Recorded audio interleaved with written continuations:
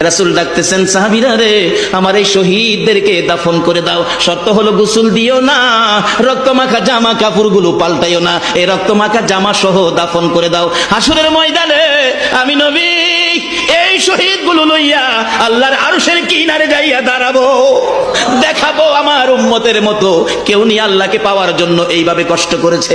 এবার দাফনের কাজ শুরু হলে কিতাব লেখে 69 জনের দাফন শেষ। 70-এর মাথায় আসওয়াদ দূরে পড়ে আছে।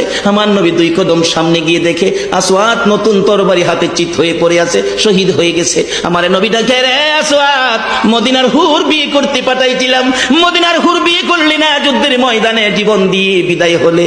আসওয়াদ রে, নতুন তরবারিটা হাতে রে। আসওয়াদ, একজন সাহাবী বলেন, হুজুর বিয়ের বাজার করতে এসে আপনি যুদ্ধে গেছেন, খবর পাইয়া বিয়ের বাজারে টাকা দিয়ে যুদ্ধের বাজার করেছে, আসওয়াদ শহীদ হয়েছে। আমার নবী ডাকে, মাবুদ, আমার আসওয়াদকে তুমি কি দিবা গো আল্লাহ?